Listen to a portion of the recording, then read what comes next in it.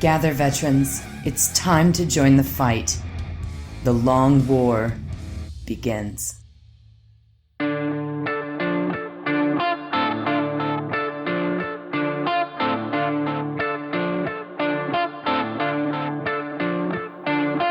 This is The Long War. I'm Robbie B. And joining me once again are my partners in crime, Kenny Boucher, Mike Haspil, and Wyatt Turk from Jack of Clubs fame. What's up, guys? Yo, dog, great to be here. Hail and well met. What's up, everybody? Like, I can't remember a time when I played 40K. That's not new for you, though. Well, no, I mean, I played. I just, my tournament days are behind me. When it becomes news if I play a tournament and do one little thing wrong, I was like, yeah, I'm done. Yep. That adds up. No, it's been an exciting adventure. I am highly excited for today because even though we're doing our COVID-19 style podcast, little improvisational, injecting a little bit of our webcast thoughts, we do get a little structure today. We do get to go back to a routine, which is report on a set of new rules and give you some new stratagems, some new warlord traits, some new relics for the troop of players. Yeah, I think Harlequin's going to get some love. It's kind of sad to see him in a White Dwarf, but I know you guys have already talked about it. I saw some stuff in there that was pretty good. They have all kinds of really cool shit. They have a bunch of new warlord traits. They have a bunch of new relics. Some of their stratagems are spicy. Real good. Mm-hmm. Yeah, I think it's going to change things up a bit for sure. Yeah. I'm personally, and I know it's like completely off track, but I can't wait till the new Forge World books come out. We can see what kind of goodies they're going to bring to the table. That's a standard Rob thing. Forge World. I want to play with those Titans, bro. You still have every invalidated Imperial Armor book on your shelf. No, I don't. Yeah, I know. Earlier today, you went and pulled an obscure book off the shelf from the past. Like you dick ride Forge World books, dog. That's what it is. I don't know. I just like their stuff seems, I guess maybe it's more narrative. I don't know. This is only from 2013, guys. Come on. 7 years ago? That's yesterday. Yeah. You had it too, Wyatt. Yeah, 7 years ago. Yeah, it's in a garbage can somewhere in a landfill. Why would you pay the money for this chunky? Look at all this great artwork in here and all this fluffy. I need you to stop right now. Rob, you're a fucking hoarder. I have watched one episode of Hoarder and now I know. Check it out. You're a businessman, right? Remember that one time you gave us the breakdown on how much it costs to have a game table in your store by square footage and rent? Do that with a book that sits on a shelf and does nothing. Figure out how much you pay, the square footage of your establishment, and the actual volume that shelf of non-usable books that you don't read anymore takes up. Don't listen to them. That's how much from the 90s. That's how much money per year you spend to fucking house them. It's a small book cart. He serves the nothing. Don't listen to him. You gotta remember your past. You don't even get me started with all these trinkets of like. You do have to remember your past in your mind. I'm gonna do it right now. I'll close my mind. I mean, all you have I remember to really my past. I did it. You got to remember the face of your father, right? You don't have to have a picture of him. Yeah. He wants Fantasia to turn to sand. Don't listen to him. I don't know about all that. Man, I've thrown stuff away. Anyways, you're like a really clean hoarder. I'll give you that though. Oh my God. Killing me. No, Mike isn't a hoarder. He's I collect trophies. So when I finish a hardcover book, there you go. Yeah. I am more akin to books. I am definitely. He's a curator of ancient relics and trinkets. I love that. That's it. Yep. When the apocalypse comes and society falls, I'll be that keeper of the knowledge that you'll be sent on a quest. Kalini said archivist. Yeah. In the mountains of Colorado, or the distant. Yeah. The great you can remember society as it once was. He'll tell you of the before 4 times. Yep. The before 4 times. I'll have these strange things called books. Yeah. And the only knowledge to read them and find out that the oceans are actually dead. And young warriors will pilgrimage and be like, oh, who are these great heroes you have statues of? And you're like, oh, that was the mighty Batman. That's right. My first day at the shipyard, I don't know, I guess my mentor or something. Like, I don't know, the old guy that it was like in charge of the department. I was in the cube with him, which is like basically 4 desks inside one cubicle, whatever. Is this when you were building the ships to repel the Spanish Armada? Yes. And he's like, we were, we had certain restrictions on the computers of what we could see and what we couldn't. And I guess he needed to prove something. And he's like, hey, new guy, grab me the lexicon. And I was like, okay. And I got up and I grabbed him the dictionary. We actually had a dictionary, and I handed it to him, and he's like, I was fucking with you. How'd you even know what that was? Reading. Because you wrote it. You were there. You were there. Oh my God. All right. Look, Wyatt, tell us a joke if you have one. I do in fact have one. Would you rather be forced to only sit on the toilet rim without the seat for the rest of your life, or only take cold showers for the rest of your life? Ooh. Cold showers. Easy. Why? What do you mean? Why? Like, why? How do you like? Because I'm still debating internally, and I want to know. Like, I want to glean some insight from the archivist. Because I like to sit on the toilet. and the shower doesn't have to be warm. You get used to cold water. It's like I've taken cold showers before. Okay. I was kind of feeling that too. I was kind of feeling like, as much as I like showers to be warm, I also like a good comfortable movement to not be crass. And I think I would go. I think I feel you on that, dude. I think I'm gonna just learn to take quick cold showers, and I've like read that it's better for your skin and hair and shit anyway. So yeah, I got no beef with cold showers. Like, taking shits is too fucking important to this podcast to compromise that. You can poop in a cold shower. Okay, that wasn't the question, but okay, you can. Let's just combo it. I mean, we have had discussions about that. It always ends poorly, Rob. You shit in the toilet and you finish in the shower. We've gone over this, man. No. See, that's why I don't have a problem sitting on the rim, because it's like you can always just like get up and go take a hot shower, clean your ass off. Don't need to worry about it. Yeah, you don't need toilet paper. So I'm telling you, like, I don't mind cold showers, but like there's every once in a while where like a hot shower is like the greatest thing in the world, and I definitely don't want to give that up. But like every day of my life, taking a shit's the greatest thing in the world. KR Quinn just goes, join the military. You do cold showers and shit in a hole. What's the question?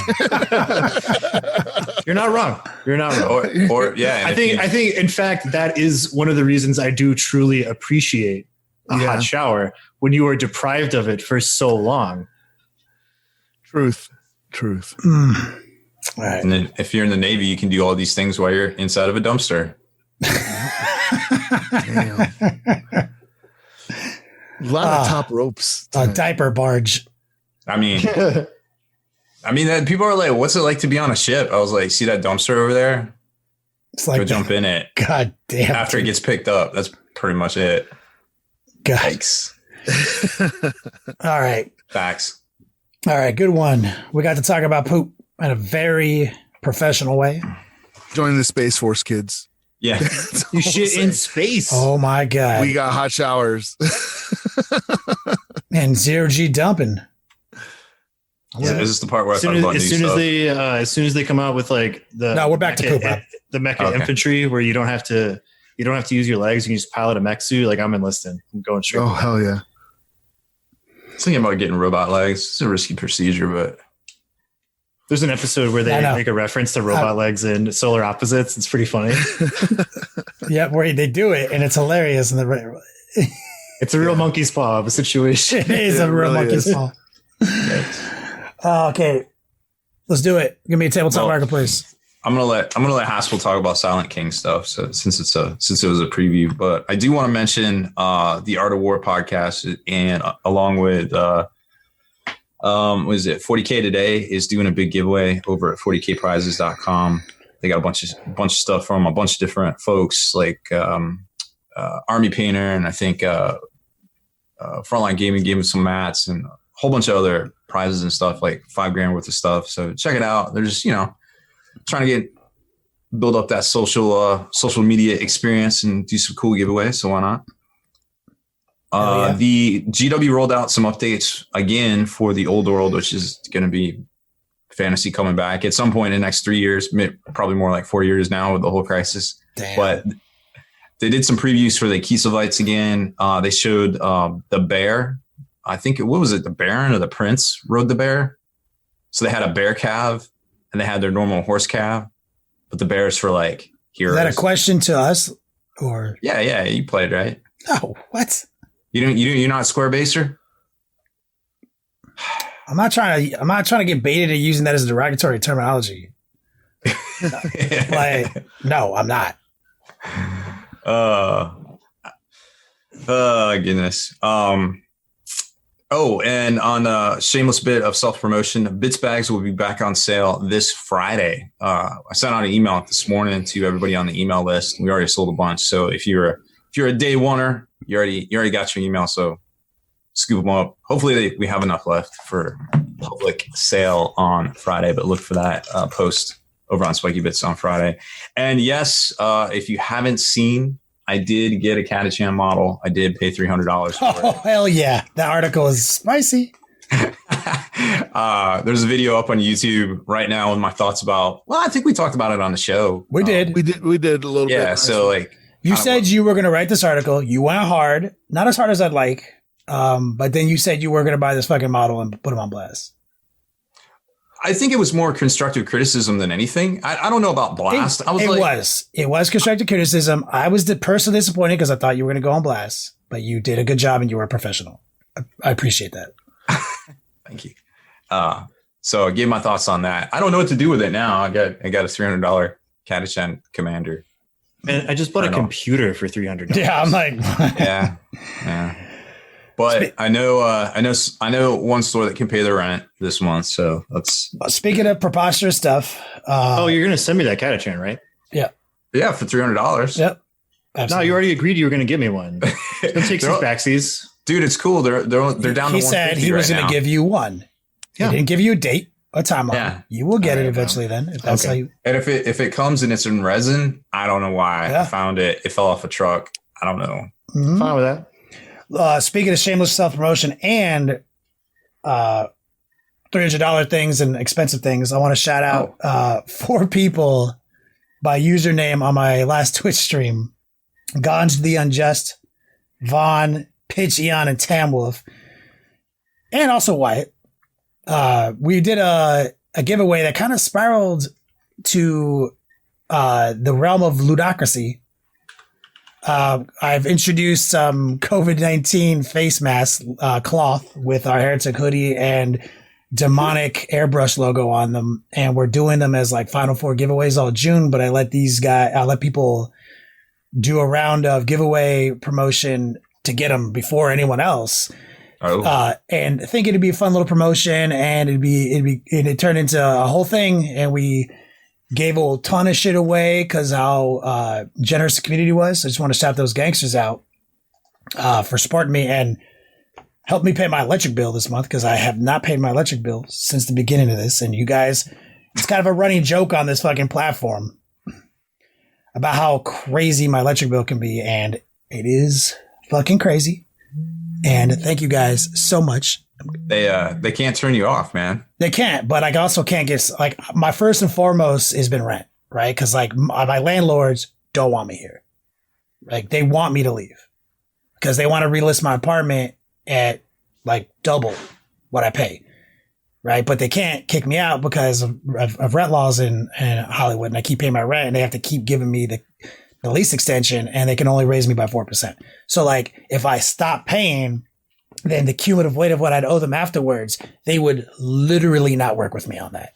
Mm-hmm. Mm-hmm. They would literally not work with me on that. And I'm like, oh, can't afford that to happen. So I've been playing that game with electric bill, but now my electric bill has kind of like gotten crazy. So that was a really big day yesterday. And I don't want to underplay like how important that was and what I've been able to do with that money and reinvest it in the stream. And now we're bringing 9-inch templates for the first time to Twitch. Shout out to those 4 guys who made that possible, and Wyatt. So shout out to tabletopgamer.com. I'm going with him. We're going to get some fresh laser engraved 9-inch templates. Everyone who's redeems for a gift bag in June on my platform on Twitch is guaranteed one of these templates. Like, you watch and you for freezies exchange for a tier 1 gift bag, you got one of these templates. Limited, never to be recreated. So like, that's what occurred. And I want to give back in the best way I can and reinvest and shout out those legends and shamelessly self-plug a little bit on top. No lie. That's mine. That's Jersey's. Word. Haspil, did you see anything cool on Sunday at all? I did. GW released a video that was very low key. It wasn't super high production value. It was basically a series of images of some scrawls on a wall with a narrator talking over them. And for me, it was the coolest video I've seen from GW in a year, easily. And it was their kind of the video. If you've been living under a rock and you haven't seen it, go on Community and look for it. It's basically a bunch of Necron hieroglyphs and a voiceover guy who's translating the Necron hieroglyphs to tell you a story as it scrolls across this wall. And it is highly hinting at the return of the Silent King for the Necrons. And I guess we'll find out on, what is it, May 23rd, right? Yes. They said that they were gonna unveil something. The Silent King, for those who don't know, is the Necron Emperor. He is like, you'll hear like the different Necron things like Triarch Stalker or Triarch this and that and everything. The Triarch were the people that like ruled all the Necron tier. Yeah, the dynasties. The royalty, basically. They were like the pharaohs of old. And one of them was called the Silent King. And he was the most powerful of all the Triarchs. He never spoke, which is why he's the Silent King. And it's bigger than a Primarch. It's bigger than a Primarch. I know people are saying it's a Primarch, but it's bigger than that. He was the one that made the deal with the Catan to create the Necrons, and then realized that he had messed up, and the Necron tier gave up all their souls in exchange for immortality, and then he brought the war to the Catan as a revenge. Now, after all that happened, he ordered all the Necrons to go dormant, and he built, for lack of a better word, a Death Star, like a ship the size of a moon. And he took his whole dynasty and guys in there, and they went off like to the middle of the in between galaxies or something. Well, didn't he? I think he did. Didn't he like he unlocked them? He unlocked all the Necrons. Right. He had the command protocols for all the Necrons. So he could basically tell the Necrons to do anything, and they couldn't refuse him no matter what. Right. And so one of the last things he did is he set the Necron, quote unquote, free by severing his command protocols. So he can't control them anymore. And he went off for a while, like 60 million years. And the Necrons start waking up, on their own and everything like that. And now there's some controversial stuff that's happening because he's coming back. And the reason he's coming back, there's a bunch of different reasons for this, but the two big ones are something to do with the Tyranids. So one part of the lore says that he went out to this void area and was doing his own thing and ran into a Tyranid hive fleet that's bigger than anything we've ever seen. And it's headed right for the galaxy. And so he comes back and is trying to deal with all these lesser races that have now taken over the galaxy, because his ultimate goal is he wants Necrons to become flesh and blood again and not be metal. And if all life is exterminated from the galaxy because of the Tyranids, he won't be able to do that. So that's one motivation. And we get some of that. There's a short story called The Word of the Silent King, where he talks to the Blood Angels and makes a pact with Captain Tycho and Dante And he apparently knew Sanguinius because he has one of Sanguinius's death masks and actually wears it in that meeting to honor Sanguinius. And essentially that's how he's able to sway the Blood Angels to have an alliance with him, is that he's basically like, well, Sanguinius would have done it. And so they kind of go for that. But in this, I guess it was a White Dwarf, not this latest one, maybe the one before. I didn't know about this. Some people were telling me about this, and I was just like, no, like the Necrons wanted all life exterminated. Their whole thing is against life, but there's a rumor that the Silent King created the Tyranids, that he's not the one running away from them. He's leading them into the galaxy. And that was in the back of a White Dwarf. And I think I was able to pull up. It was a recent one. It was a recent one. And it's an Eldar guy talking to an Inquisitor. And he's talking about a dream that he had. And it's an allusion to the Silent King. And it says something like, I can't really bring it up. But it's something like, okay, in secret, he moved beyond the horizons of the world for an age, and there he bred horrors of infinite hunger. Finally pleased with their form, he showed them the shining light of the world and unleashed them upon it, where they moved from kingdom to kingdom, devouring everything. So that definitely sounds like Tyranids. Well, I do remember reading that, and I thought that was them talking about whatever he's making, the Psyker phenomenon. I don't think that's necessarily Tyranids, because strangely enough, the Ironworkers actually supposedly accidentally showed the Tyranids where we were, and they, have been kind of inching their way here for 10,000 years. Oh. So I don't think, I think that just might be, maybe it's the Flayers, the new Flayers, or who knows, but it could be the Catan. It could be because that's what the Catan do. They devour everything. They eat everything. And some folks in the chat were asking where it's a short story by L.J. Goulding called Word of the Silent King. That's where he meets Dante with Captain Tycho and stuff. And that was what, if you've ever seen the meme of like the Necrons and Blood Angels like fist bumping. That's where it came from. Yep. Yeah. That's where that came from.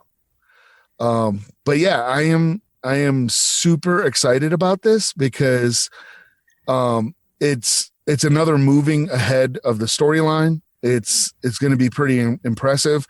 It's going to affect the Imperium in a huge way.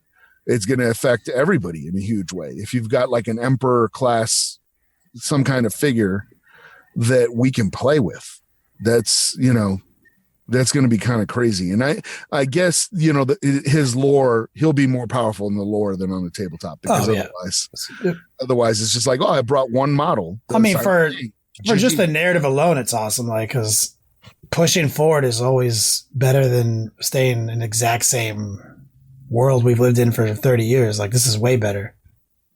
Yeah. And some people have said that the Tyranids, some people in chat are saying the Tyranids are running from the Silent King. Oh, shit. So, and I don't want to talk about that short story anymore, because I don't want to give it away to people who go to read it. But let's just say that this guy is a straight gangster in the sense that he hasn't been dormant like the other Necrons. So he's been awake. Yeah, he never went to sleep. And doing stuff for 60 million years. So if you think you're going to outthink him, you're wrong. And he just straight up outmaneuvers everybody. So he's got plans within plans within plans, and he's manipulating stuff. And so people are like speculating that the whole Tyranid thing might be just a ruse because he doesn't have power over the dynasties anymore, and now he's going to have to consolidate power. There's a famous quote, I think, from Imhotep in one of the codices. I don't remember if it's the most recent one, where Imhotep says, like, where's the Silent King? Oh, he's stalking around and manipulating things from the shadows. Does that sound like a king to you? He's going to come back and realize that his time has passed and we're not going to follow him. So, and that's Imhotep saying that. So it's just like, he's no slouch. So it's just like, okay, is he going to be, is he going to have to fight another? If you look into the Necron stuff, there were all these wars of succession that happened. And that's what predated the whole deal with the Catan and the whole war with the old ones, the war in heaven. There's all kinds of stuff out there. And it's like, if he has to fight another war of succession against all these other Necron dynasties to consolidate his power, or is he thinking ahead and is just like, oh, I'll get everybody to fight the Tyranids and the Great Unifier? Who knows? It opens up so much, and it's like, well, how's Guilliman gonna deal with this guy? Is he gonna be like, hey, you had an alliance with the Blood Angels in the past, like, let's not fight one another, there's bigger things to do, or is he just going to be like, nope, Xenos bad, and no matter what, we're going to get into a fight? And then of course Rob had to tease me by saying that the model's going to come out and he's coming with quote unquote Primaris Necrons, which prompted me to say, like, the Ossiarch Bone Reapers, I think, are the coolest thing that GW has come out with in a long, long time. And I don't have them because Sisters came out like the same month. And then I don't play AOS. So while I was like, man, I really want to get these Ossiarch Bone Reapers, that, there's no urgency to it. I'll get them down the road or whatever. But if they have Ossiarch Bone Reapers that are Necrons, I'm broke. That's what got me too, because one of my sources, like, he's like, yeah, and the Silent King's coming back. And I was like, what? No, I don't. I think you're mistaken. And he's like, nah. And he's gonna have like Primaris size, like undead guys. And the problem with a lot of my sources is that they're not necessarily, they don't know this stuff. Like some people, they might. It's just their day job. So they're just like, yeah, this thing and this. And then the Bone Reapers started to get previewed, and I was like, oh, okay, they're just mistaken. It's the Bone Reapers. And so I never really talked about it. And then when this went down, I was like, oh, crap. He knew exactly what he was talking about. He knew exactly. And I was like, oh, well, Yeah. It was like preferred enemy wallet for me is going to be very, very bad. Yep. Reroll ones with that wallet. We've got a big old webcast prepared for you guys as you listen to this, where we go deep on Necrons of the past, led by Mike Haspil. We are going to talk about like Necrons and our thoughts on gameplay and theories. But now we have to do Harlequins, and we're going to lean on Wyatt to walk us through the Warlord Traits, the relics, and the stratagems. All right, let's jump into it. So we have a pretty big grip of new Warlord Traits, and they're broken down by the character unit. So each one of them gets 3. The Troop Master starts off, he's got Prince of Light. While a friendly mask unit is within 6 inches of this model, you can reroll charge rolls for that unit. And if that unit can already reroll charge rolls, they get +1 to charge. They've got the Darkness Bite. Each time this model fights, after it has fought, you can select one enemy unit this model made an attack against. The unit suffers 2 mortal wounds. And then Twilight's Grasp. Each time a melee attack is made by this model against the unit that is not a monster or vehicle, an unmodified wound roll of 2 up is always successful. Making your, little lord guy more of a badass, just like 3 pretty solid, like 2 personal buff powers or warlord traits and 1 help the army trait. I like that. Yeah. We go over to the Shadow Seer. He's got Veil of Illusion. While a friendly mask unit is within 6 inches of this model, when determining if that unit is within range of attacks made by enemy models with ranged weapons, add 6 inches to the distance measured. For example, if this unit is 22 inches away from an enemy model for the purposes of shooting, it is treated as being 28 inches away. Note that for the purposes of determining if a model is at half range, it is the distance applied after the effects of this ability. A long-winded way of saying you're actually 6 inches farther away than you look. Exactly. Yeah. Which is really fucking good, by the way. Yeah, it's really cool, especially with some other stuff that we'll get to. He's got Gloom Wake. While a mask unit is within 6 inches of this model, each time a ranged attack is made against that unit, models in its unit gain the benefit of cover to their saving throw. And then Agent of Bedlam. While an enemy unit is within 6 inches of this model, subtract 1 from the attacks characteristic of enemy models in that unit. So Shadow Seer, which is a very popular SQ choice for this army that only has 2, got 3 really solid buff options here. Oh yeah, like greater buffs, which is I like that. I'll move on to our elite characters. We got the Death Jester. It is Harvester of Torment. Each time this model shoots, if the target unit contains 6 or more models, each successful hit scores 3 hits instead of 1. This is not cumulative with any other rules that cause additional hits. It's got the Just Inescapable. Add 12 inches to the range characteristic of ranged weapons this model is equipped with. Each time this model shoots, an unmodified wound roll of 6 inflicts 1 mortal wound on the target in addition to any normal damage, and the target does not receive the benefit of cover. And then he has Humbling Cruelty. Each time an attack made by this model against an enemy unit scores a hit, that unit is pinned until the start of your next turn. While a unit is pinned, subtract 2 inches from the move characteristic of models in its unit, and it cannot fire Overwatch.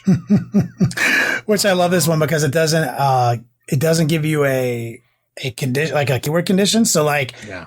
Me and Wyatt joked earlier, like, so 3 Lord of Skulls coming across the table, pink. Lord of Skull. Yeah, you don't even have to wound it. It's just like you hit him with a little shuriken and he's like, brother, I am pinned here. He like just hits the dust and he's just hiding behind a building like, it's too much for me. Go on without me. What are you doing, you fool? No, you do not understand. Yeah. Pretty cool little ability. Then we get the Solitaire. He's got Shocking Emergence. During deployment, you can set up this model shimmering instead of placing it on the battlefield. If you do, then at the end of one of your movement phases, you can set up this model anywhere on the battlefield that is more than 9 inches away from any enemy models. Each time a charge roll is made for this model, if it was set up on the battlefield as reinforcements this turn, roll 1 additional d6 and discard 1 of the dice. Very cool. But Solitaires, they already have like their close the distance abilities, so it's a little redundant. But it is a kind of interesting dice. The fact that it gives you it accounts for the fact that you're 9 inches away and gives you something in addition to it. Yeah. You know, that's pretty cool. Yeah. Chromatic Rush. When this model advances, do not make an advance roll. Instead, until the end of the phase, add 6 inches to the move characteristic of this model. Each time this model piles in or consolidates, it can move an additional 3 inches. So that's the money one right there. That's the money one when combined with his other abilities. That is nasty. Unnatural Acrobatics. Each time an attack is made against this model, subtract 1 from that attack's hit roll.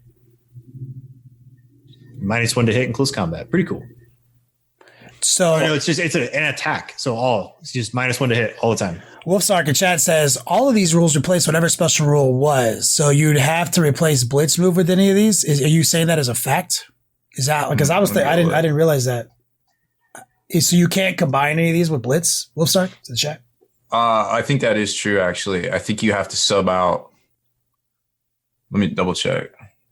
Yeah, because it doesn't say that in the little blurb for pivotal roles, but there might be some additional text that I don't. But under But there is a stratagem that lets you combine Blitz and this stuff together. For Solitaires, it says if your army is battle-forged and contains a Solitaire, you may replace the model's Blitz ability with one of the following Solitaire pivotal role abilities. Okay.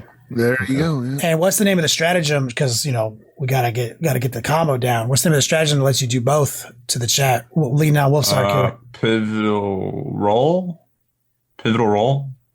that a stratagem or you use a stratagem before battle? That stratagem is for giving out additional warlord traits. Okay.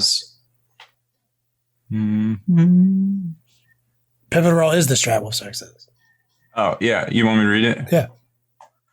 Use a stratagem before battle. Select one Troop Master, Shadowseer, Death Jester, or Solitaire from your army. That model gains one of their respective pivotal role abilities. This does not replace the existing ability.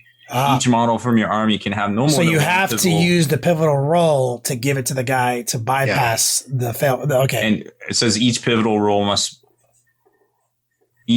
ability models in your army must be different. Oh, cool. So you can't have a Solitaire with the same shit. Or that's cool because you could have one still with Blitz, and then you could take the other thing, and then you could have just the other thing, and then so you could you just have a Solitaire who can Blitz and do this thing because you paid for that. That's it does not replace an existing. So that's cool. I didn't pick up on that earlier. Thank you to the chat because that was a little weird when we were reading it earlier because it just seems like additional warlord trait stratagem. But you could still have Blitz and the thing, and then you could also have not Blitz but the thing. So you could have two of the thing each you want if you wanted to take two Solitaires. See what I'm saying? Yeah, if you wanted to, but there's I just wanted to clarify that. I just want to. So basically, let's go back. So if you make an army, pivotal roles are actually. So do you get a free pivotal role? Is it like a warlord trait, or do you have to buy it? That's not now. That is now. You can replace the model's Blitz ability with one of the following Solitaire pivotal roles, or you can replace the Death Jester's Death is not enough with one of the pivotals, or you can. So you can do it for free, or you have to. You get one for free, and then you can buy. So go back to the Shadowseer. So how's that worded for the Shadow? What does he give up? Shield from harm ability. Oh. So shield from harm is the -1 to wound aura that he naturally has, right? So you'd have to buy. So you can. How many pivotal roles can you buy on top? You can just. When you play this before the battle, you play this. Yeah, you can do as many as you have HQs. So or not HQs, but characters. So for example, if you have 3 guys and you want all 3 of them, you want to pay for all 3 of them to keep their base shit and have a pivotal role. Can you do that or? As long as you've already taken your that model gains one of the respective. This does not replace an existing ability. Each model can only can have no more than one pivotal role ability. Okay, yeah, so you can. Each army can have no more than one. So you can't have the same one twice. Yeah, got it. Yeah, so cool. And you have to have a different combination. No, I understand now. It's like the Exarch abilities. I get it now. I was thinking about it. I was thinking about Warlord Traits in my mind and getting really confused. And I get it now. So this is straight. So that's real cool. So I know I'm spending 3 CP because I want a Solitaire, I want a Shadowseer, and I want a Death Jester. Because these are all cool ass fucking models, and I want them to have their cool new rule plus their old rule. I want that. Okay, sorry for the diversion. I saw that developing in the chat. So we're on the Solitaire, and we just talked about he gets to automatically advance 6 and push in an extra 3. Pivotal roll. Yeah. And then there's last one is unnatural acrobatics. Each time an attack is made against this model, subtract 1 from the attack roll. Cool. So there's some nuggets there. Mm-hmm. So let's go. Let's go further. There's relics, right? Oh, stratagems are next. Oh, stratagems. Okay. So we just talked about pivotal roll. Got that out of the way. So we have a 2 CP murderous entrance. I love it. Use this stratagem in the fight phase. The first time a Harlequin's unit from your army is selected to fight that phase. Until the end of the phase, if that unit made a charge move this turn, add 1 to the damage characteristic of melee weapons models in that unit are equipped with. That's a solid one. Yep, pretty cool. I'm not disappointed with that. Yeah, it's just you have to be aware that it's the first time a Harlequin's unit is selected to fight. So if you fight with another unit, you cannot then play this on the unit that you wanted the +1 damage on. You have whichever unit you want +1 damage on has to be the first unit that you select to fight. Power. We've got 2 CP, Polychromatic Storm. I love these names. It's a redeploy strat. Yep. You pick 3 units, you can redeploy. I'm not going to read this entire. But it does indicate that you can do other redeploys. Yes. In addition, so like they have the ability to use another one they already have plus this. Yeah, it's like 100 Swords of Vol or something where you can redeploy a unit. Redeploying is undeniably incredible. So I'm glad they got one. I got 3. Yeah, like you can redeploy units into the webway if you want to, or you can just put them somewhere else on the table. So it's really cool redeploy strat. 2 CP, the curtain falls. Use this stratagem in the fight phase. The curtain falls. It's awesome. Yeah. In the fight phase, when a Harlequin's unit from your army would consolidate until the end of that phase, instead of consolidating, that unit can fall back or move as if it were your move phase, but cannot advance. This is one of the spiciest. See, this is the one, Haspil, that I consider cheat code. Like, it's so cool that they can say it's charge phase. Cool. I'm going to do my charge move. Now I'm going to pile in. Now I'm going to fight you. Now at the end of the fight phase, you're supposed to consolidate. Instead of doing that, they can just move and leave. And fight them. Like, obviously there's a lot of power there of like punching somebody and not getting punched back, right? That's a very obvious one. But like now suddenly, like every unit you have in your army represents a slingshot opportunity, a slingshot engage option to further the high level play of maneuvering and objective grabbing. Like that is such a fucking cool stratagem. 1 CP Twilight Encore. Use this stratagem in your opponent's movement phase. When an enemy unit within 1 inch of a Harlequin's troop unit from your army falls back, after that enemy unit has moved, that Harlequin's troop unit can consolidate up to 6 inches. Each model in that Harlequin's troop unit must end that move closer to that enemy unit or the nearest enemy model. Which is another, like, so we know how I was like S and the D of the Warp Talons for a while. The whole idea was like you come in, tag a bunch of stuff, and they can't fall back. And I put all this effort into that, and I didn't like it at the end. This is like that, but with like an option to do it when you need. Because if you only move 6, Mike, and you want to fall back, I play this stratagem and I move 6 again, and you didn't fall back. I got you still with an inch, and you can spread out, maybe tag other people. What's cool about it is you got to remember the sequence. Like, so we instantly talked about like if you're the guy falling back, not the Harlequin player, remember that he does it when you fall back. So you kind of want to fall. If you know you're going to fall back from the combat, you kind of like, in my opinion, you want to do that first. Like you want to like, okay, motherfucker, I'm pulling back. First move. Are you going to play that stratagem? You're like, and he does, and he pushes up. So even if you tag somebody else, like, as I say, that unit moves really far or whatever, you still get all your movements because you're in your movement phase still. If you wait and you start doing all your moves and everyone's done doing their movement action, they can really trap you. So like, that's one of the cool things I saw about that is you got to really consider the order of operations to defend against it. It's pretty fucking cool. Like some really interesting abilities. Oh yeah. Let's see. 2 CP, Foes of the Mind. Use this stratagem at the start of the shooting or fight phase.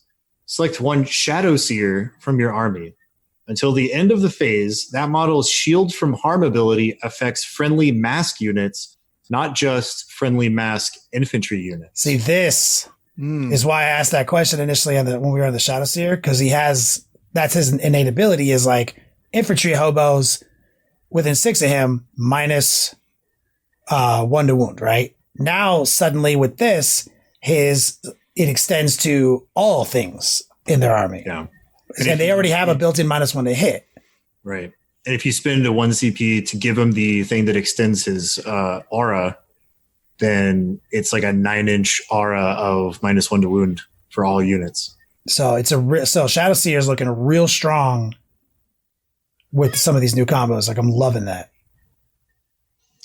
1 CP, Eye of Damnation.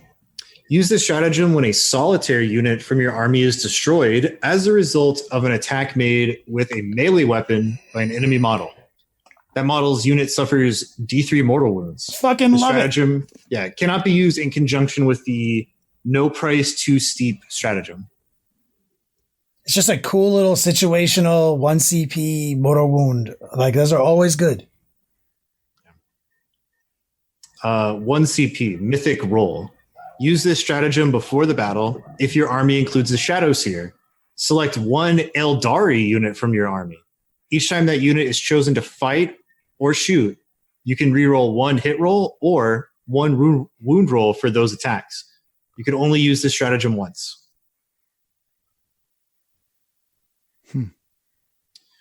1 CP, Virtuosos of the Webway. Use this stratagem at the end of your movement phase. Select 1 Harlequin infantry unit from your army not within 1 inch of any enemy models. Remove that unit from the battlefield. At the end of your next movement phase, set up that unit anywhere on the battlefield that is more than 9 inches away from an enemy model. Okay. Can't argue with that power. All right. Now we can get into relics. The Shadow Stone. Shadow Seer model only. Add 3 inch to the range of the bearer's aura abilities and add 3 inches to the range of your psychic powers manifested. So now the first combo unlocked, right? Yeah. That's a relic. We have a pivotal role and a cool stratagem.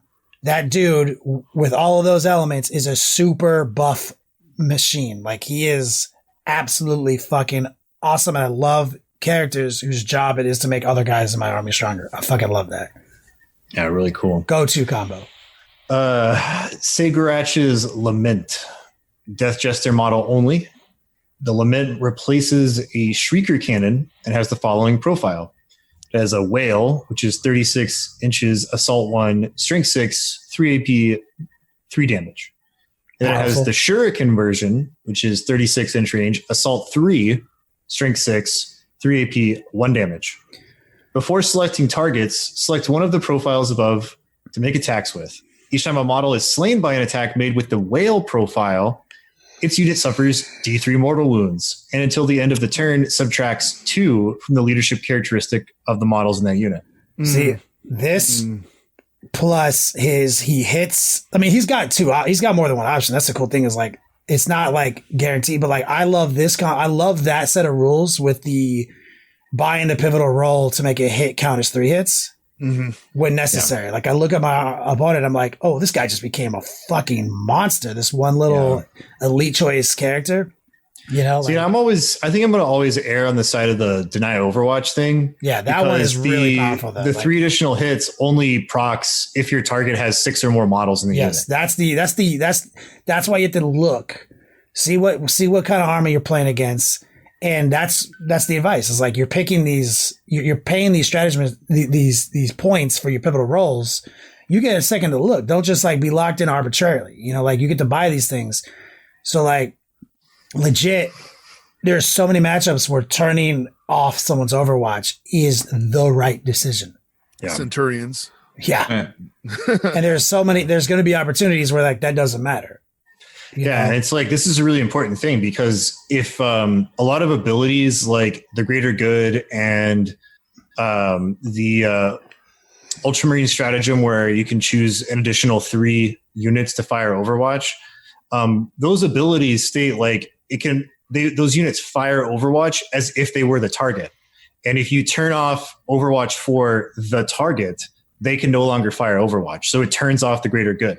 Yeah, we had this discussion on tactics earlier where that's how it's worded. It's like, so they only can do what they can do because of that condition. And if you remove that condition, where like they don't get to do it. So denying Overwatch against any type of unit too, not just throttle to infantry only, pretty powerful. So like, when you're playing that high level game, consider your options. Know that that's going to support your army very powerfully. But there are other options. So like, that's just 2 instant gold combos already. Mm-hmm. We get a power sword for the Troop Master, the Twilight Fang. Replaces Harlequin Blade or Power Sword. Strength +2, AP3, 2 damage. Each time the bearer fights, it makes a number of additional attacks with this weapon equal to the current battle round number. Which is cool. Like, you know, and a Troop Master is like the least like important guy in my opinion right now, because like all this shit is about making him a badass, you know. And there's a couple more, but we'll go a couple minutes on why after Wyatt continues. I don't mean to interrupt you right now. Too early. Let's see. We have the Veil of Tears. Once per turn, the first time a saving throw is failed for the bearer, the saving throw is treated as being successful. Which I also like. I like them all. Really strong. Domino Shroud. This one's a little weird, but I'm going to read it out. So once per battle at the end of any phase, if the bearer was not set up on the battlefield as reinforcements this turn, they can use the Spectral Apparition. If they do, place a marker within 12 inches of the bearer, then remove them from the battlefield and set them up again within 1 inch of the center of the marker and more than 1 inch from any enemy models. The bearer is not eligible to charge in a turn in which it was set up in this manner, although the bearer can use this relic in a turn in which it charged. It's a really interesting mechanic. We're basically another one of these like shady little movement things that they can do. It sucks that it's once per game, but it is really neat. And I want to use it, but I know I won't. But I have like this idea how I win this game where like I run up to this unit, hit the charge phase, push up as far as I can. I'm like the end of the phase, place the marker 12, teleport to that, got behind enemy lines, 1 point, I win. You know what I mean? Like I in my mind, I'm like, that would be so hype. No, it's not gonna happen. Like, but it's cool. It's cool as shit. All right, the last one is Death. Oh, hold on. Yeah, let's talk about the Troop Master real quick. Now that we okay. Like, so most of the time, when I see Harlequins, and it's a supplementary force. Remember, we had this conversation a few podcasts ago, Mike, where like we were talking about like, you know, these White Dwarf releases versus these Codex releases, and it's like historically this has been kind of a supplementary force. Mm-hmm. And so for the most, like every list I've ever built, it's been like a big fat outrighted attachment with 3 units of these Haywire cannon bikes, a single Shadow Seer, a Jeff Jester, and a Solitaire, because a Solitaire is a nuclear missile, right? I have only rarely made a list that even has the Master in it, right? So like, no, obviously if you play full on Harlequins, you only have 2 HQs, so that's a different story. I am, you know, I'm not like, this True Master's got some spice now. He's got some cool things. But personally, the scene has been stolen, going with the theme of these guys, by the other 3 characters that we have been talking about. Like, I'm not saying he's not bad. It's just that like, I want to take this as a supplementary force to buff like my Eldar shit. I've got these 3 powerful units that do these incredible things now. Let's see. All right. Destiny's Jest, last relic. During deployment, select one of the following effects to apply until the end of the battle. Alternatively, you can roll 2d6, rerolling duplicate results, to randomly determine 2 of the following effects to apply until the end of the battle. The options are +1 to attack, +1 strength, +1 toughness, +1 wounds, +3 inch movement, and improvement of AP by 1. It's cool, but like if this, we're on the Solitaire now, so the nuclear missile, the Solitaire is based on that Caress replacement, right? Yeah. There's another relic that's hard not to take from their already existing rules. Yeah, but I mean, this could be anybody. This could be a Shadow Seer, it could be a Death Jester, it could be Troop Master. For sure. In my head though, like I'm already made my combos for them, so like I'm only thinking about the Solitaire now. Yeah. So yeah, like a pretty good group of rules, a lot of spice in there. It's going to be cool. Like Harlequins is one of those forces where like they're a little bit rare. You usually only see them as like a supplementary force. But every once in a while you will see like a full on Harlequins player. And this thing is like these new rules, like they're really cool, but it's kind of the thing with Eldari in general, right? Like unless you're playing Prophets of Flesh, like you have to be really, really smart at playing the army and really, really smart with movement and things like that. Like thinking 3 steps ahead, you got to really galaxy brain Eldari to be really good, because they're kind of a house of cards type army where if you mess up an order of operations on a turn, it could be your downfall. So players that are exceptional already at playing Eldari kind of scares me. Like Sean Naden with access to these new rules, terrifying. Your average Joe that just doesn't really know how to play Eldar to their full potential, not really scared of that. No, that's a good point. Like, I've played against some like mono Harlequins that have been really hard fights. You know what I'm saying? Because these guys are dedicated to the Harlequin life, just like a Space Wolf for Life guy is, even right now when they weren't, like, for a while when they weren't good. You know what I mean? Like, this is just such a new power creep, and for me, like, it makes me want to look at my Dark Eldar Harlequin Eldar soup list I was working on now with some of these new rules, because like having these cool pivotal roles, and like I was only using 3 characters before, and I was using a Shadow Seer, a Death Jester, and a Solitaire.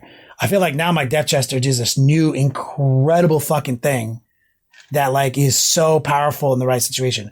My Solitaire, his nuclear missile blitz, which was awesome when you made it work, which was a pretty high success chance to make it work. It happened more times than it didn't. Has this new, like, additional set of movement built in with this new pivotal role that makes that number go down so small, it's almost never going to happen. And it gives him, like, being able to get an extra 3 inches when he pushes in and an auto 6 when he blitzes. Like, it's so fucking good. So a unit I was already using and very happy with, that much more reliable. A Death Jester, that much more integral. And then the Shadow Seer, with using these combinations, is this new defensive monster for my list. I fucking love it. I want to go back to the drawing board now on some of this. But it is, like, I'm literally burning 3 CP to unlock this set of shit, minimum, because they're pivotal rolls. Like, all of them have a relic. Like, you know what I'm saying? Like, it is, and there's so many cool stratagems to use. So you are paying for it. The resource management is going to be a concern, and you do have to look into that. You know, and obviously Haywire bikes are still really powerful and have a lot of teeth, but now you got to really think about how you're going to generate the resources in order to access the paywall to get these new stratagems, which are very powerful. So like, this is like straight up awesome, very powerful, very creative, with the right combination of cheat codes, in my opinion. Guys, what do you think? Yeah, I'd agree. It's worrisome. Yeah, and I don't think I know we talked about it in the pre-show about like guys getting ready to play a different edition of the game and everything. I don't think that's the case with these, because they have that, all that stuff uses a lot of CP. Mm-hmm. A lot of CP. So I think it sounded balanced. It sounds like on the correct path to like a like you know, we used the analogy as like, you know, when you're playing 9th edition, when I'm playing 8th edition, we were talking, and it's in this episode, guys, we were talking a lot about like Necrons and the history and the journey of Necrons.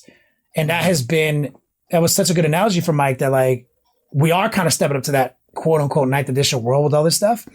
This is like, if this is what we're talking about, this is so fucking classy. Yeah. Yeah, it's promising. Yeah. What do you think, Rob? You got some sick Harlequin list you're brewing? Nope. I want to play 5 nights. Nice. I'm going to kick them in the face, or I'm going to get shot down with Haywire. Whatever. It'd be fine. It's fine. This is fine. Like, it'd be great. I'm more tickled by the theme of these names than I have any right to be. I'm like, normally I'm like bored by like the naming convention, because it's like, oh yeah, Crescendo and like, you know, like Space Wolves, like, and like, you know, Space Marines. Like, oh my god, how many times you put Death and Angel in a fucking in different Shadow combinations? Sword and Bane Hammer, yeah. a weapon, and a statue or some shit. I'm fucking, like, it's so ridiculous. Like, this is just so funny to me. Like, it's almost like Jedi level. Like, I love this.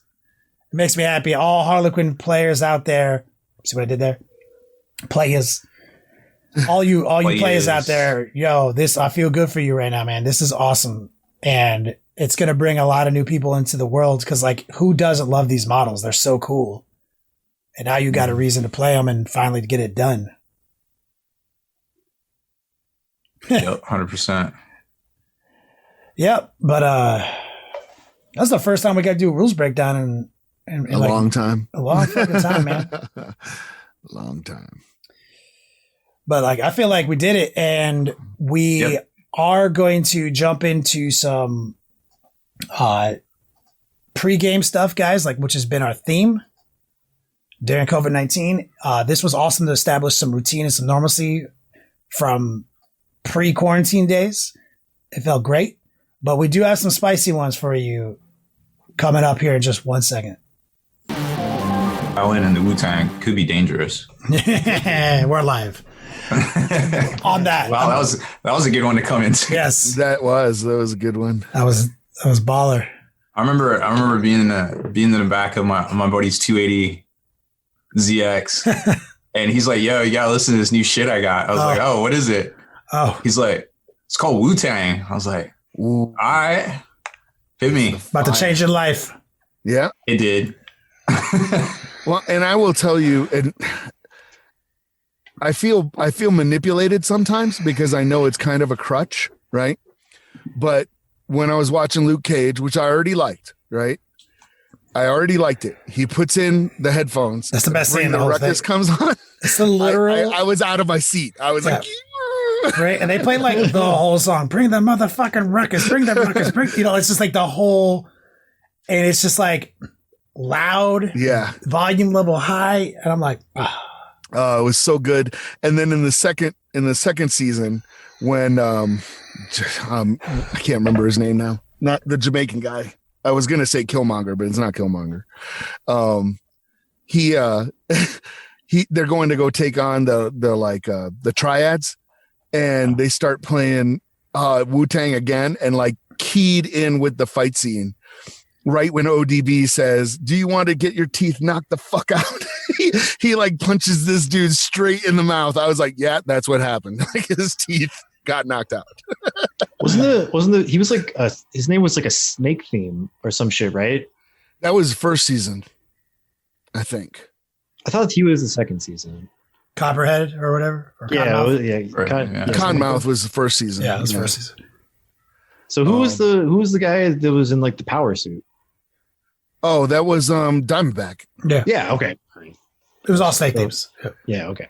And I love that they called out how stupid that suit looked.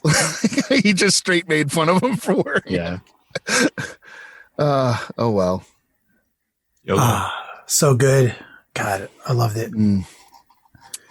Hey, we got rules. We do. Oh. Yeah, we talked about it on tactics. Yeah, we did a thing. Do Harlequins. Tasty. Oh, penis. The troop of players. I'm trying to bring up my Twitch chat and stuff yet. Some of those new relics look good. Yeah, Steeler, he says, Mike, the Netflix Marvel series were the best. Yeah, I love Jessica Jones season 1 so much too. Like that, like god damn, best Marvel villain ever. That Marvel villain, like that take on Killmonger. Well, that wasn't Killmonger. Oh, not Killmonger. Killgrave. Killgrave. Yeah. Killgrave. Sorry, like literally creative as fuck naming conventions here. Like GW helped him with this, but that version of him with David Tennant was so fucking terrifying, dude. It was. And I have this whole thing, and I know we've talked about it like off air before, but I have this whole thing that I think why he was so utterly terrifying is that you take anyone, and give them those powers, and inside 3 years, they're the same guy. Yeah. They're that villain. Like I mean, when they started to set up, like, so you can empathize with them a little bit, from like, you realize like, yeah, what you're saying is true. Cause like, he can't even anymore know that he's not influencing. That he's not manipulating people. And it's like, you would start off going, I'm not going to use these powers. I'm only going to use them for good. Right. And then one day it would take something really, really simple. You're in line at the bank or something, and you're in a hurry and you're like, man, fuck this. Let me cut in line. Right. And then they'd let you cut in line. And then you would eventually just be like, why am I dealing with this? Like, why am I going to work? Just pay me. just pay me and I can go do whatever I want. And that's that slippery slope.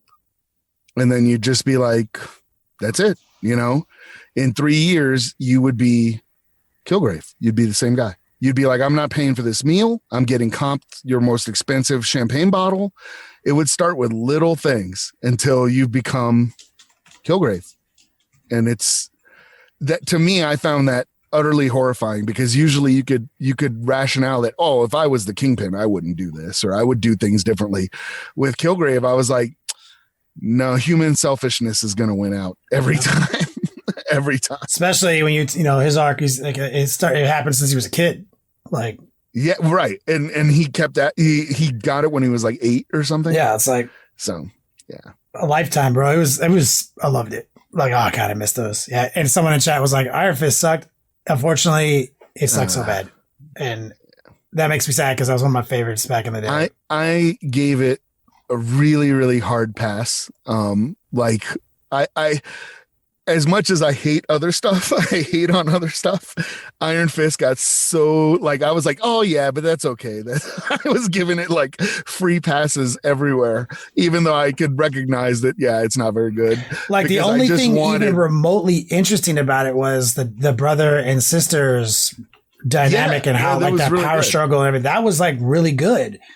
But it didn't make up for the utterly poor casting choice in Iron Fist. And he tried really hard. I feel bad for him. The complete and utter lack of, to me, what's obvious lack of preparation for his role. Like, well, he tried very, very hard. He did, he actually tried. Yeah, so like, but you're not going to learn. You're not going to be a kung fu master overnight. Like, that is such first and foremost necessary for that character. That needed to be, like, that was just utterly poor casting. Like, they should have hired a martial artist and then taught him how to act. Yeah, that would have been. Or there's a billion dudes in the scene that already have moderate to decent, but you need a big name. But like, I guess because he just left Game of Thrones because he got killed off, that they were like, oh, this guy's big enough to cast. I was like, what the fuck out of here with this shit, man. Like, we don't give a shit. We're gonna watch this Marvel shit, dog. Like, we don't give a fuck who you cast. I gave it a huge pass because I just wanted Luke Cage and Iron Fist, and I got to see that, and I was like, I'm satisfied. I mean, there was a couple of baller moments for sure, but like Daredevil's fight scenes and some of those fucking, like, God, Daredevil, like, it's like, so I was watching Daredevil, I'm watching this blind guy beat the shit out of people, and then I'm like, oh, Iron Fist is gonna be the realness, son. Yep. And I was like, damn, disappointment. Use of and here's my way around that. He should have worn his mask more. Because that's why Daredevil was able to get away with that. Most of the time, that's not Charlie Cox. Yeah. That's a stuntman who actually knows how to fight. Yeah. So. Mistakes. Oh, well. Sucked. High level disappointment. That's all right. Yeah, Daredevil was brilliant. It's all good. It's all good. They're done now. They're gone. Alas. Gone too soon. Before their time. Yeah. And I mean, Punisher, I love it. And you know that Punisher is amazing when you have fight scenes that make me cringe. Like, that make me go, he's dead already. Just stop. He's already dead. I'm like crying into the TV. Stop hitting him. He's dead, Jim. Because the fight scene in the gym against the Russians with the weights, I was like, dude, it was glorious. That's what happens when you let a stuntman direct. I really like the Punisher. I'm drawing a blank on his name. The actor is like, he did a really good job of portraying somebody that was just like really consumed with like anger and regret and revenge. Yeah. But he wasn't stupid about it. He was like really high functioning throughout the whole thing, but he was just like real torn up inside and angry at everything. Did a great job of it. Yeah. That's true. I love how they kind of deep dive too into like exactly like what happened to him with like more on like a technical level with the bullet in his brain. Yeah. I've heard this before, and it's official headcanon to me now, but in Doctor Strange, remember how he's operating on a guy they think is dead, and he pulls a bullet out of the guy's head? That's Frank Castle in my head. In my head, that's Frank Castle. That's who he saved. Snap. Should have been John Bernthal on that table. Oh yeah, John Bernthal, yeah. We have actually 40K stuff to talk about today. We do. I know. Yeah. I'm excited. I don't believe you. No way. I am more excited right now than I have been since the Grey Knights got their boost. What's that? Because we get the return of the Silent King. Oh yes. Like, I'm like, jeez, is that your dog, Kenny? My filter not cut. Oh, I wonder. My filter might not be cutting it out. The dog is going buck.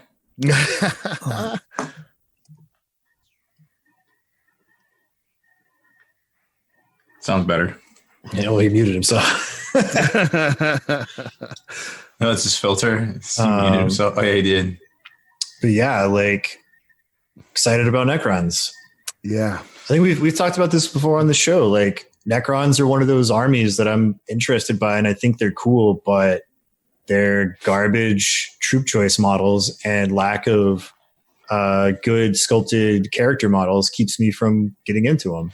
Well, lucky for you, the big rumor is Primaris Necrons. Yeah.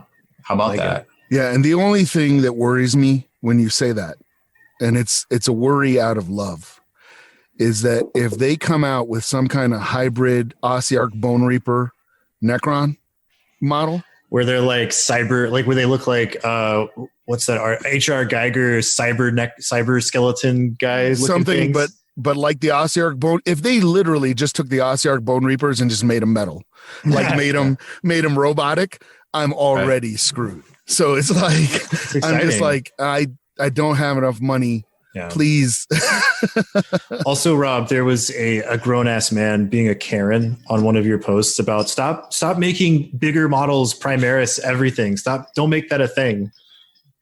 So if you're one of those people, you're a Karen. Well, like, okay, I get how people are like, hey, I don't want to rebase my models and all that. I get it. Like, I'm not saying it's right or wrong. I'm saying if I'm GW and I'm a business person, what do I do to not instantaneously piss everybody off, but slowly transition them into having to buy new models? You make a new data sheet of a troop choice that is like bigger and better than the last one. And it's optional. You don't have to buy them. Yeah. But I mean, like, I know, like, personally, when Primaris came out, I was like, the way they instituted this was really dumb. I have since grown to like Primaris in many ways. The models look sick. That was never in question. If you're one of those weirdos that thinks the Primaris models look bad, like, you should probably get your eyes checked out and you have bad taste. But the lore behind the Primaris initially was a little janky. Didn't really like it. I would have much rather Games Workshop just came out and said, like, these are new Space Marines. Like, your old ones are just as viable. That's fine. Your collection is not invalidated. These are just the new Space Marines moving forward. I think initially more people would have gotten on board with that. But now it's like, you know, for every 100 people, one person is still like a holdout of like, I don't like Primaris. But, you know, whatever. So if they do that with Necrons, like, I'm totally cool with that, because for them, business-wise, that is a proven track record of, you know, success and sustainability in sales, because it doesn't alienate the collectors too much, and it hypes up new people to get into the faction that weren't into it before. So I agree with you too. And I think GW is really good at taking what the community is working on as a kind of like a theme. Like we've seen it throughout the past 20 years. You know, first it was pre-heresy, and then they packaged that shit into Forge World and made Horus Heresy. Then it was True Scale, and True Scale basically became Primaris. So we don't know what the next big thing will be, but they're watching the boards, they're watching the trends and things. But I think it's cool how they took something that was everybody's side project and they turned it into an actual product, and then, you know, basically market it back to us, for lack of a better term. But it's optional, you know, like, you don't have to buy this stuff if you don't want to. I don't even know how this is like an actual discussion. Like, as I'm like listening to you guys, I'm just like, it's like universally cool. Yeah. Like, and it doesn't hurt you. It's like the people who get mad, like, afterwards I've seen online, like, where it's like someone will be like, you know, I want more models that look like me, right? Because we're RPing We're jumping into a narrative, and I want some people to look like me, whatever it is you look like. If it's gender based or race based, and then you'll see a comment pop up where it's like, like I don't want my game system to get watered down just because you want something that looks more like you. Like, get the fuck out of here. And it's like literally doesn't hurt you. We can't argue with those people. They have a 2-up incel save. Yeah. Oh, jeez. Fucking A, dude. But it's like, dial it back, Wyatt. The fuck? Okay, I didn't even make that. That was I can't take credit for that. That was an exceptional meme from somebody else about gatekeepers and shit. And I was like, that's so fucking it's good. It's so good. It's so good. It's like good, but it doesn't interact with you in any way, but yet you feel the need to shit on somebody else's experience. Like, it doesn't make sense. That's back to the Primaris point. It's like, that's why I'm like, what is this? How's this even a thing? It's just like, dog, it doesn't, at the end of the day, you don't even have to do anything with it. Like, it doesn't mean anything to you. Like, so we don't even have to have an opinion of which it looks cooler or if it's cool or not. It's literally, okay, why is this a thing? Like, like, what's the old adage? Like, oh, when I go to the doctor and I say this hurts, and the doctor's like, don't do that shit. Like that. It's like, don't do it. Like, it hurts when I do this. Well, don't do that. Yeah, it could hurt you. Like, I think real quick, we have a fan tuning in all the way from Wales. That's a long way. So welcome, Lauren. Heck yeah, it's got to be like, that's one of our longest ones. I mean, like, I think the only guys that can beat that is like the Australians. Wales is in England. Well, we had folks from Denmark last show. We had. We got like the oldest man on the internet coming in from Colorado right now, character. You gotta shade him all the time. That's our thing, though. We bust each other's balls. Yeah, it's fine. To anybody who didn't see it, and I imagine you probably just don't follow GW on the interwebs if you didn't see it. GW released a video, and it was a hype video. And I think it's one of the best videos they've ever put out, but I also kind of wept for myself. What, the queuing? The hieroglyph video. Oh yeah, that one's good. Yeah. The reason I kind of wept for myself is because as soon as I saw it, I went, oh, damn it. That's going to have to go on the side of my monolith. Like all those hieroglyphs. And I was like, that's a lot of work. I was like, immediately, like, I have to make a new display board with all those hieroglyphs with some crazy Egyptian temple looking things like the temple at Luxor. Too easy. Just, like, do it up in like 3D Builder. It's like free software. It's like baby's first 3D Builder, and get it printed through like Shapewizard. So just get panels that you can glue onto the side and have all your hieroglyphs on them. Oh my God. That's exactly. I mean, if I was going to do that, that's the first thing I would do. FDM. All you have to so it's so easy. All you have to do, you make a rectangle, you smush it down real thin, and then you find a PNG of Necron hieroglyphs, and then you do reverse emboss on the rectangle, and it's done. You don't even have to like create any shapes or anything other than the initial rectangle, which is super duper easy to do in a 3D builder. You're a 3D builder. Yeah. My problem is that I don't have the time. So I've painted 2 figures in like 3 months. So. Call a guy. Well, when it comes to that time, I will. I'm subtly hinting at like, I will make Wyatt, if you were to make, I will take the 5 minutes out of my day to make those panels for you and then send you the STLs. I mean, I've always said like money, skill, and time are all the same thing. You usually have 2 of those and you're missing one of those, and you can exchange those as currency to. I will be willing to exchange hugs and handies and or American dollars to save me the time of having to like make it in Sculpey and bake it and then Sculpey. Hey, I'm old school. Freaking know you kids. Oh, did you see my Land Raider, Mike? I did. It's so much fun to paint. I actually have it right here. There's so OG many. Land Raider. It was so much fun. I love this model. That's fresh. No, not at all.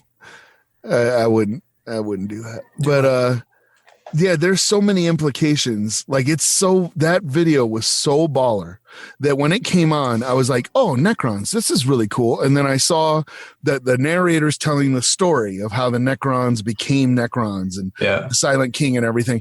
And I'm like, this is so dope. It's so good. And then it like hinted that he was coming back. And I'm like, folks who don't know the whole lore of the Silent King, I've seen people say this is like a Necron Primarch. It's not. It's like the Necron Emperor. Yeah. It's on that level. He's a god tier character. It's really cool. Like the one new character they did show off, exceptional model. Really hyped for that. Like that's definitely a Necron model I would be down to paint. Yeah, that's Illuminor Zeros. I'm telling you, dude, like give me a new troop choice. I don't care how good it is. I like as long as it's a new troop choice and it looks cool and I can build an army using that instead of like poopy squat warriors that are all taking robot dumps.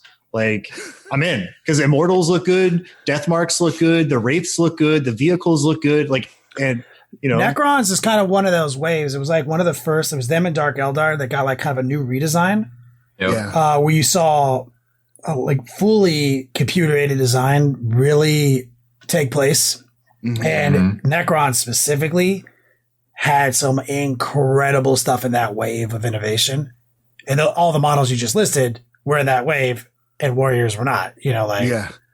And I am so pumped for Illuminor Zeros because that's who I use as my HQ.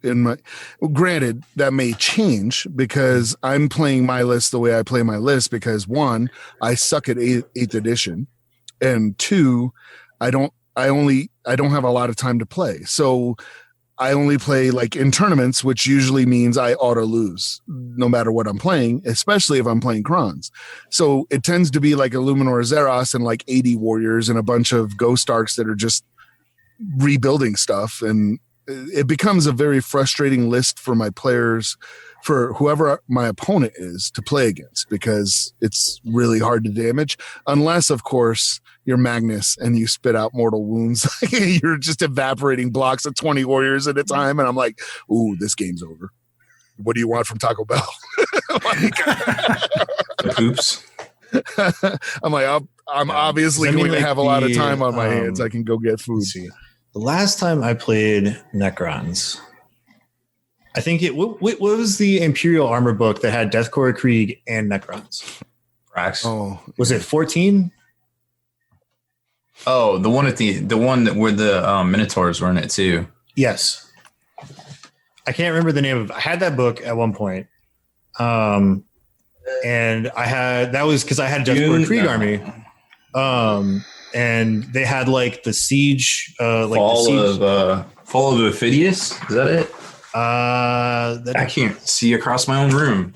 I don't know, but it was like that was the first book where Necrons got their cool like army build thing that was completely. This one. Yes, that one, Volume 12, Fall of Orpheus. That was one where they had like the special Necron army-wide rules. Because they hadn't had that. Like everybody else had something like that except for them. And then they got that in there. And it was a really cool army list. It buffed up flayed ones. Oh, and they had new flares or they had like organic scarabs. Yeah. And like they had some really cool shit. And then like that was when they released the centipede. Yep. And the centipede was like real fucking good when it first came out. And I had like 2 of those in the army. It's just like I could never really like go full bore into, you know, collecting Necrons because it was just like I do not like warriors. They suck. I hate them. And I was like, well, I already have this huge Deathcore army. I'm gonna buy this book for their rules because they had really good rules for Deathcore in that book too, and hot new rules for Necrons. And so I was like, I'll do a small force. I'll do like 1,000 points, and you know, it was really fun to play for a little bit, but it just didn't last because I was like, I hate these models. Definitely. Sorry, Rob. What I was going to say was one of the things I actually did like about Necrons, starting from 5th when they kind of got their big redesign in the Ghost Arcs and everything. That was in 5th. Right? That's so they had like that power creep in 4th a little bit. Right. Yeah. And then there was a vacuum. And then when they got their 5th edition codex, they were like O to the P. what I really like about them is that when they can kind of match how much time I can devote to the game. Because if I can devote a ton of time in the game, like I was doing during 7th, where I was going to every tournament and traveling around and going and doing all this stuff, the Necrons could be as complex and as janky and using a million combos and everything as I wanted them to be.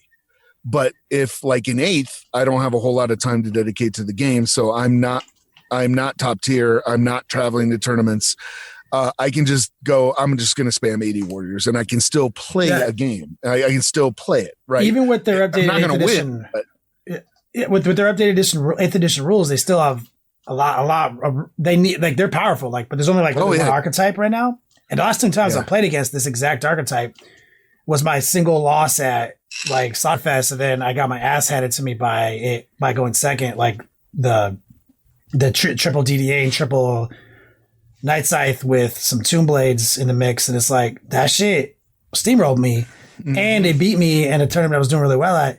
But even though it's undeniably being powerful, the mark of a codex that needs some help is when it's like only one way to play, right?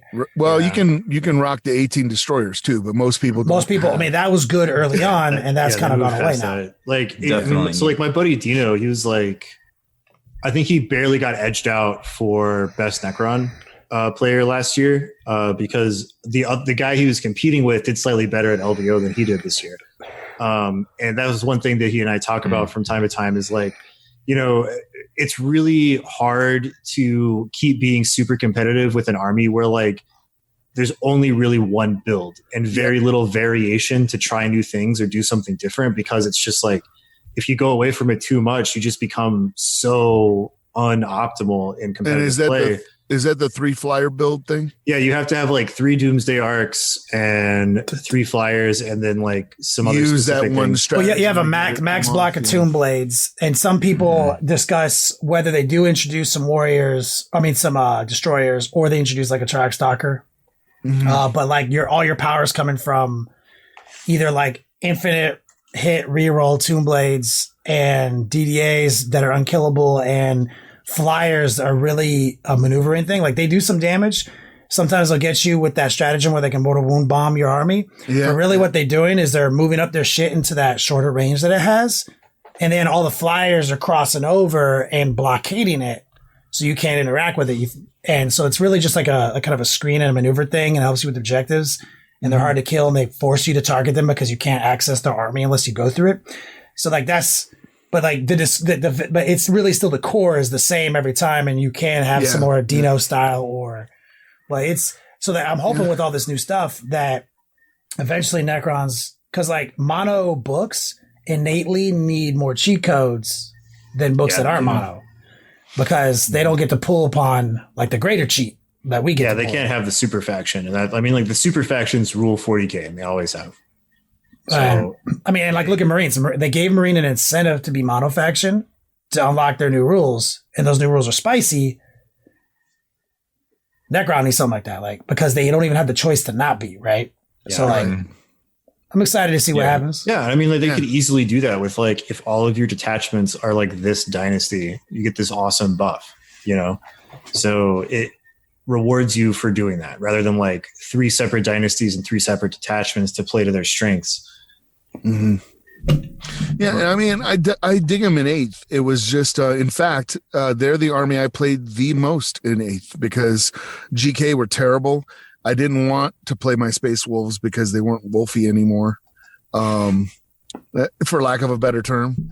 And I played my sisters a little bit, but the army I played the most of was actually my Necrons, and it's because they were the most forgiving. When I mess up and oh man, I should have used that stratagem or whatever because I'm not playing enough to play in tournaments. The Necrons were like the most forgiving. I could be like, well, I totally effed that up, but you know what? They can come back. Resurrection protocols just save my bacon. You know what I mean? I don't know. I've always loved that army. I thought I went actually really, really far. I think it was the Chicago GT. I made it to like table 4 or 5 with a deceiver build that I had a custom deceiver when he could fall forward.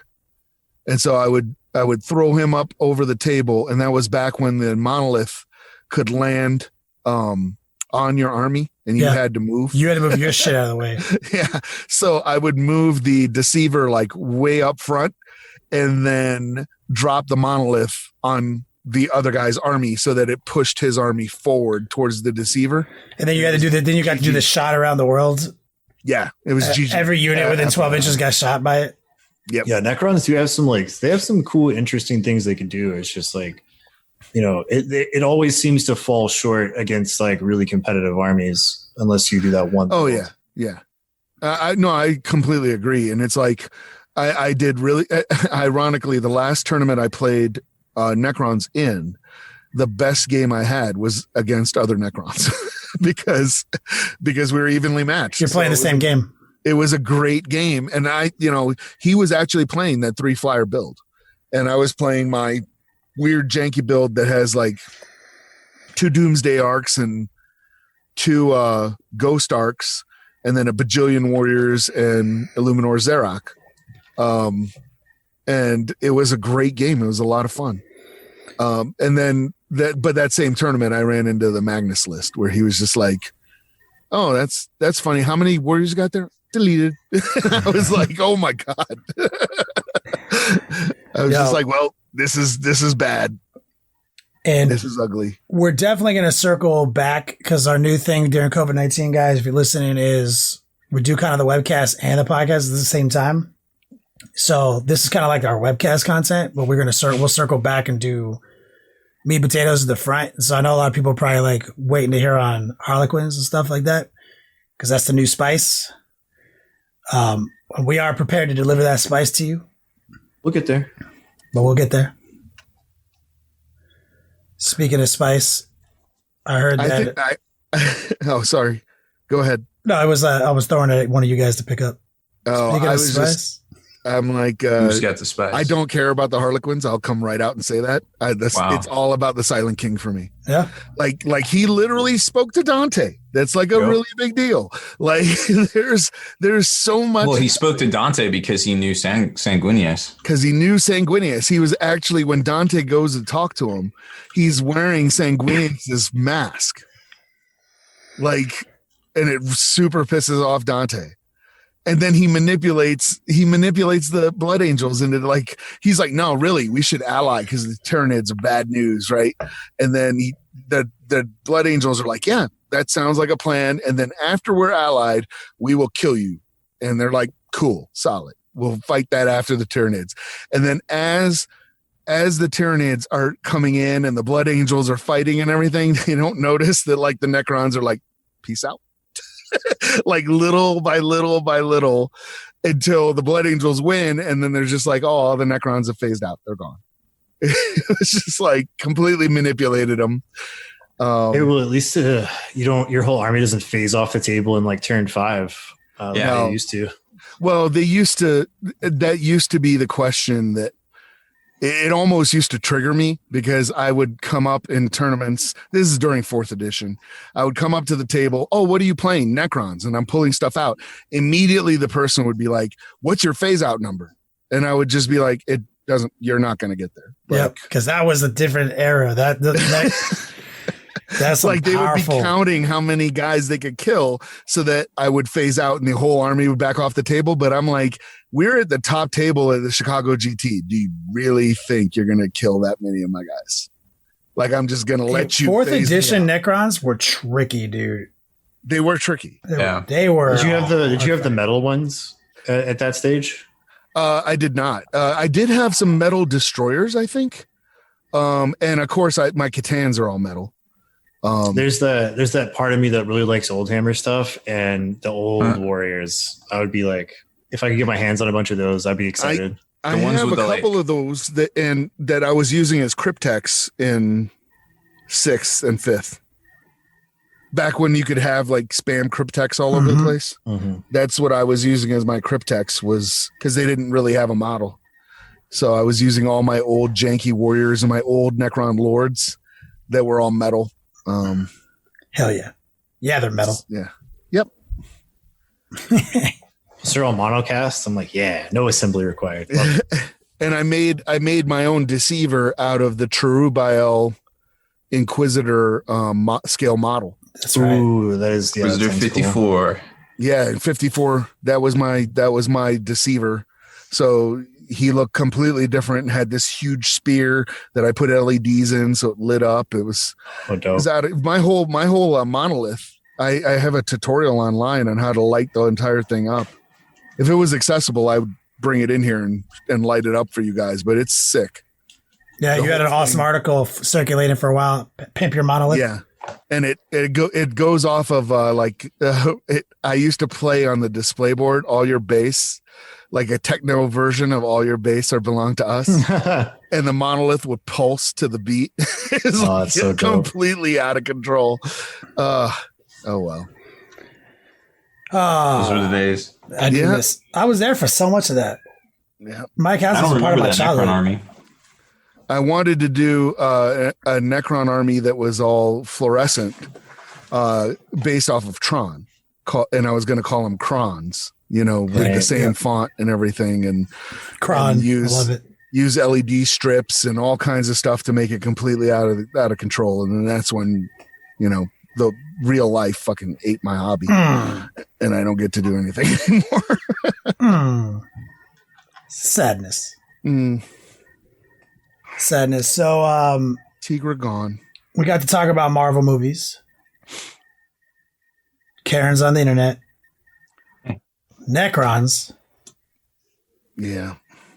We'll talk about Harlequins. Now we got to do something, and we got to talk about Harlequins. And I'm not going to lie. I also don't give a shit about Harlequins. Not because I don't think their models are dope as shit or anything. Like, they have sick models and incredible poses, and they're amazing. It's just that I have a tendency to not give a shit about things that aren't like a chaos thing. No. But they do have some really thematic and just spicy ass new things. Nice. So it really, I think, solid. Mike's going to hate it.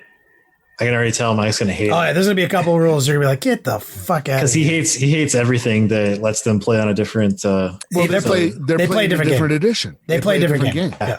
And I think they've always been that way. But that causes, and it's a flaw though.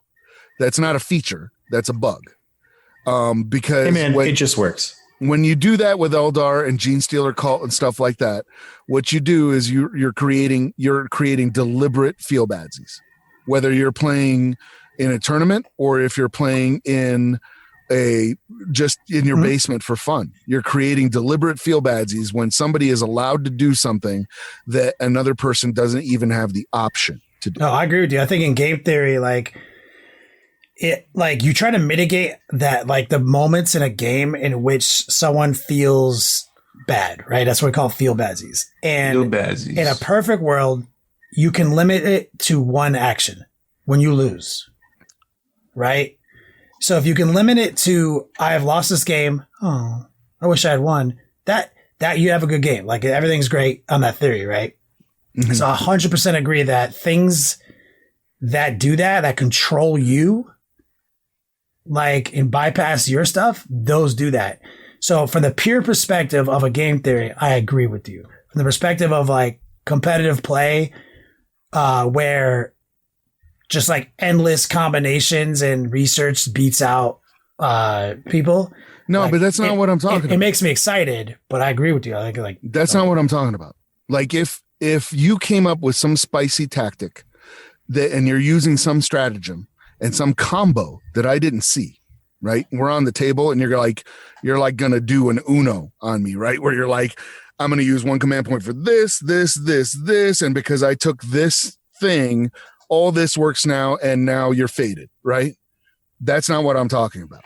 That's you doing the research and me not seeing a combo and you doing that. That's all like most of the. It's like knowing chess moves and playing somebody that's never studied basic chess moves. Yeah. But if we're all playing checkers and then you're playing chess, that's not fair. And that's what I'm talking about. Yeah, and that's not a good time for anyone. Right. There's stuff in armies like Gene Stealer Cult and notably Eldar where they're just like, oh, let me just get an entire other turn that I don't have access to. It's not like I couldn't have, let me use all these stratagems to do the same thing you did. I can't do that at all. Yeah. Ynnari, that's why Ynnari got had to get so retweaked. So retweaked. So I think that we're heading toward a game where everyone has access to their way of cheating. And I'm okay with that I'm okay with that. If we all have if we all either have the same access or all of us have a unique access. Right now we're in the middle. Somebody put in LT put in loss of agency, and I think that's exactly what I'm talking about. Is that I didn't lose because I had bad die rolls, or I didn't lose because you used a combination that I didn't see coming, or some combo that I was like, oh man, this is the perfect foil. It's the scissors to my paper, and there's nothing I can do about it. That's different, right? But if I'm like, hey, let's play checkers, and you're like, okay, but you're playing chess, and I can't do anything, and I lose because you have queens and shit. Right, because I just have I lost because I was playing 8th edition and you're playing 9th. That's not. No, that's a great analogy, because that's honestly what it is. Fair. It's like we're seeing armies getting updated to their 9th edition stance while we're all playing catch up. And so part of Psychic Awakening was them trying to expedite that process, because in the past, while they did that, people waited a decade at times in our history. Orcs, Dark Eldar. Yeah, Dark Eldar. Literally a decade. Dark Angels, to a lesser extent, some editions, to get caught up to the edition. And GW doesn't want that to happen anymore. So this is 20 times faster than it used to be. Yeah. And one of the examples, somebody was asking for an example, an easy one I can give you, right? And this is not Eldar. It's Necron and Tau. There's an entire phase of the game we can't interact. We just don't do anything, right? Yeah, it should be like dwarves in old fantasy, right? Dwarves couldn't really they couldn't do magic stuff. But they had the runes. They were exceptional at stopping it and denying. Yeah. And that's really what Tau and Necrons should have. They should come up with a really easy fluff reason, they build some kind of technology. Where it's the Tau figured out after being at war with humans, all this time, if we just build this like field device. Yep. Well, they've got the psychic powers. Well, they already have they got the talismans of Author Smolok or whatever it is. Farsight figured it out, but they haven't incorporated into the game. Yeah. Other than a single relic that's on a single guy, it needs to be built in mechanically to their army. Or Stratagem. We already have it. We have a paywall that you access. Stratagem. It's the perfect place to put something like that. Yeah, once per turn, you can pay the stratagem, and it just denies a psychic power. +1 to deny the witch, bro. Some shit like that, or something. Or something I think what they should get, if they're going to make it a piece of tech, it should kind of be the rule that some factions like Black Templars have, where they can just I deny it on a forum. Yeah, that's what I'm saying. You pay resources to do it. Pay resource to 50-50 shut down my favorite power. Same way with the Necrons. They can literally manipulate time and space. So who's to say they shouldn't have a stratagem that's I just got blasted by this psychic power. Now I'm going to reroll time and stop it from happening. Oh, I love it, Doug. I fucking love that. They should just have that mechanically built into their army. There's other stuff too. Necrons have no indirect fire anywhere in their codex. Yeah. That needs to get fixed. Yep. Yeah. There are the ones that I can really think of is, and my old brain is just turning off. So, but do you remember the Eldar? It was an Eldar fragmented list that was a death cult type thing. The Ynnari. Yeah, it was Ynnari. Ynnari was the one who broke. They broke the game, and they actually had more FAQs back to back than anything. Oh that shit was bad. That's what you're talking about. Perfect example. Yeah, right. That's a perfect example of what I'm talking about. Is that Ynnari were not playing that edition of Warhammer 40K, and it was really bad because in 8th edition, when we had access to resource management command points to access our paywall special rules, they had an ability that mimicked some of the most popular stratagems, Mike. Shoot twice, fight twice. Yeah. A 2 CP and a 3 CP stratagem. Literally, I think Nick Nalvani talked about it once when he was when he crushed it out with that army, and he was like, he went on and did a tactics review on it.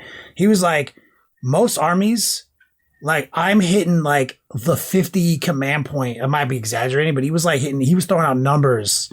He was like, I'm basically doing stuff that people would be paying like high double digit command points to do.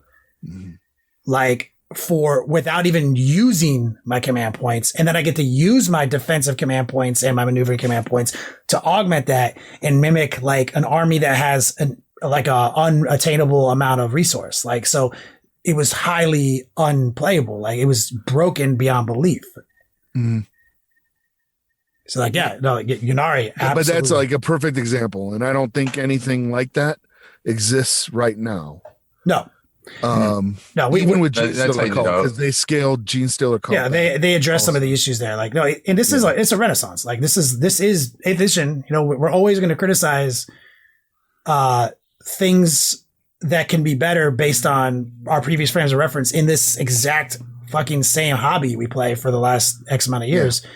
But like, you know, don't get it twisted. They've been crushing it with these releases. No, they're doing really well. They're doing good, man. Like, I mean, I'm going to always criticize some business tactic. I'm always going to criticize some paint jobs, some sculpt. I'm a fucking dude. But like, at the end of the day, fucking this shit is hype, dude. Oh, they were definitely on track to have their best year yet.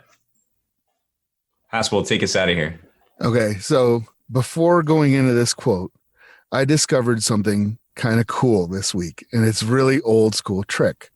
Where if you hold kind of a metal cup up to the side of your mouth while you talk into a microphone, it sounds like you're talking over a radio or over a megaphone. Ooh, are we getting the old timey radio voice? Old timey radio voice. So I'm excited to hear this. Let's go. I need a quote that's gonna use that, right? So here we go. We had to go back a ways. Truly a sight to behold, a man beaten, the once great champ, now a study in moppishness. No longer the victory-hungry stallion we've raced so many times before, but a pathetic, washed-up, aged ex-champion.